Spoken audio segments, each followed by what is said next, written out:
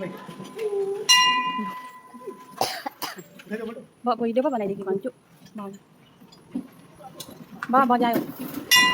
High everyone, नमस्ते, स्वागत छ हजुरलाई मेरो अर्को नयाँ एउटा भिडियोमा गाइस। तो यो भिडियो चाहिँ अलिक लङै हुनेछ, एन्ड तक हेर्नुहुन्छ भन्ने आशा गर्दैछु। आजको भिडियो चाहिँ मैले नुहाइधुवाइ गरेर आएदेखिबाट स्टार्ट गरेँ कि गाइस, हेर्न सक्नुहुन्छ मेरो चाहिँ कपाल एकदम चिसो चिसो छ अनि एकदम खोपा पाइरहेको छु। अहिले म कपाल चाहिँ रखालेँ अनि हेर्नु अहिले मैले अब एउटै काम कति देखाउनु, तपाईँलाई पनि बोर लाग्थ्यो भने मैले एकदम बिहान उठेर अब घरसर बढाएर कोरेको केही नदेखाइ कामसाम गरेर म चाहिँ एकदम डाइरेक्ट अब नुहाइधुवाइ गरेर आइसकेँ। नुहाएर आएको बादमा चाहिँ अनि मैले भिडियो स्टार्टिङ गरेँ कि आजको भिडियो चाहिँ एकदमै स्पेसल भिडियो छ। स्पेसल किन भन्नुहुन्छ भने त हजुरलाई पनि भन्नेछु र म हजुरसँग पनि सेयर गर्छु। त एन्डमा गम पाउनुहुन्छ। म चाहिँ यता फटाफट रेडी हुँदैछु, यहाँ हेर्न सक्नुहुन्छ काहीँ जानको लागि भनेर। त घरमा मम्मी पनि आउनु भइरहेको त्यो कुरो तपाईँलाई पनि थाहा छ जसले भिडियो हेर्नुहुन्छ।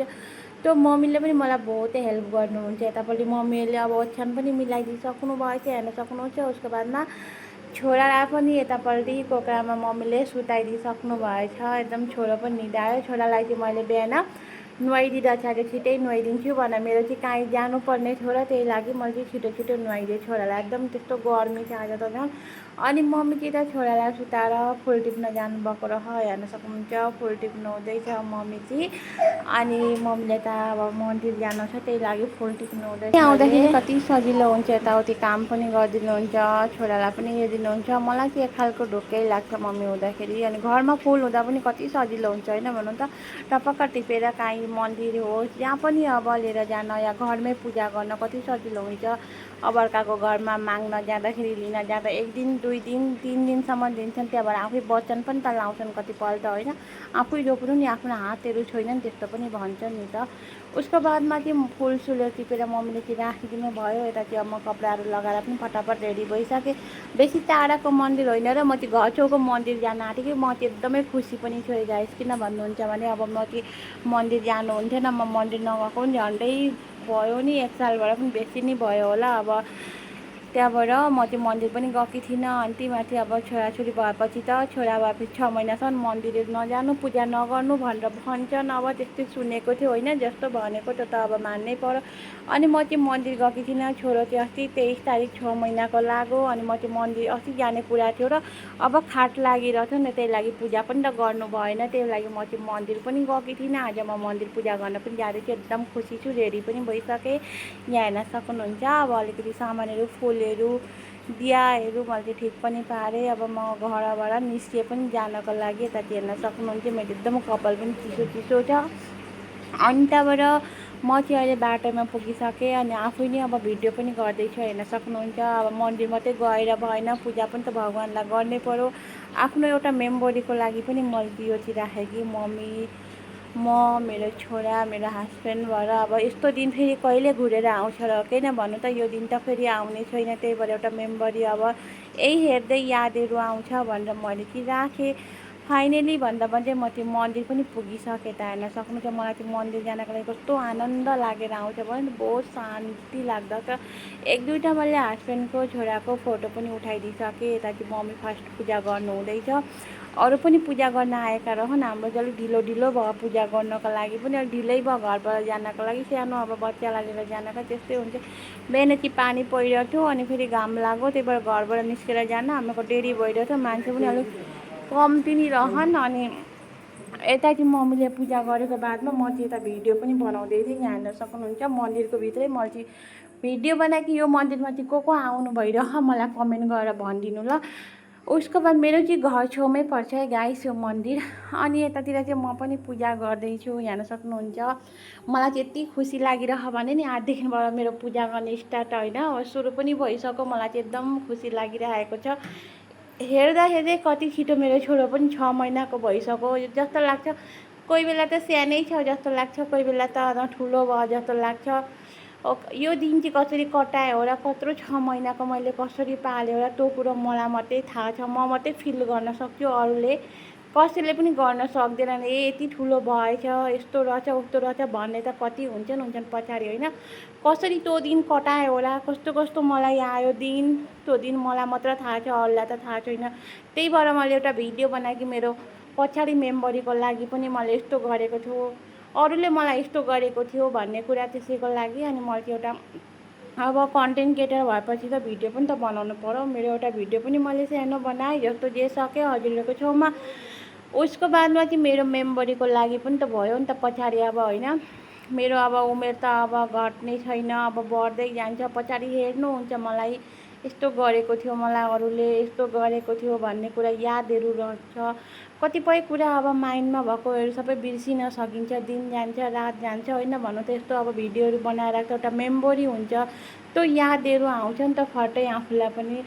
फाइनली यता मैले पूजा पनि गरिसकेँ। मलाई चाहिँ कस्तो शान्ति लाग्दैछ पूजा गरेर। मन्दिर चाहिँ मात्र दिन गएको थिइनँ, जाने चाहिँ मेरो अस्ति प्लान थियो। अब हजुरलाई पनि थाहा छ नि त खाट लागिरहेछ, पूजा गर्नु हुँदैन भन्ने कुरा। त्यही लागि म चाहिँ अब 4-5 दिन अब मन्दिर जान पाइनँ। अरू के अब घर छेउको मन्दिर नगई अरू मन्दिर पनि त किन जानु, सबै भगवान् त एउटै हो। तर घर छेउको मन्दिर चाहिँ पहिली भएर पूजा गर्नुपर्छ भनेर त्यस्तो भन्छ नि त। अनि मैले यता पूजाहरू गरेको बादमा टिकाहरू पनि लगाइदिनु भयो गुरुजीले, प्रसादहरू पनि खाएँ। खाएको बादमा छोराहरू यता मेरो हस्बेन्ड चाहिँ यता भिडियो बनाइराख्नु भएको छ। आउने बेलामा छोराले एकदम घन्टी बजाउन खोज्यो र बजाइदिनु हुँदै थियो। कस्तो खुसी भयो छोरो पनि सुतिरहेको थियो र। अनि मैले चाहिँ मन्दिर उठाएर लगिरहेको थिएँ। पहिले घरबाट जाँदा त रोयो, मन्दिर गएपछि एकदमै खुसी पनि भइसक्यो। अनि तपाईँले त भन्दा भन्दै पूजा गरेर हामी अब घर भनेर पनि आयौँ। अनि यता चाहिँ पुरा डेकोरेसनहरू चल्दै रहेछ। अब यो चाहिँ अखण्ड कीर्तन हो नि त, त्यही भएर। अनि 30 तारिक हो। अनि पूजा यता एकदम हामीले गरिसकेर यता चाहिँ यो भिडियो चाहिँ हस्बेन्डले बनाउनु भएको। अनि यता चाहिँ हेर्न सक्नुहुन्छ अखण्ड कीर्तनको लागि तयारी पनि चल्दै रहेछ। को आउनुहुन्छ यो कीर्तनमा चाहिँ। यो कीर्तन चाहिँ विश्वनाथ चाराली पानी भराएर शिव मन्दिरमा भएको। कमेन्ट गरेर मलाई जनाउनु होला, भनिदिनुहोस् है।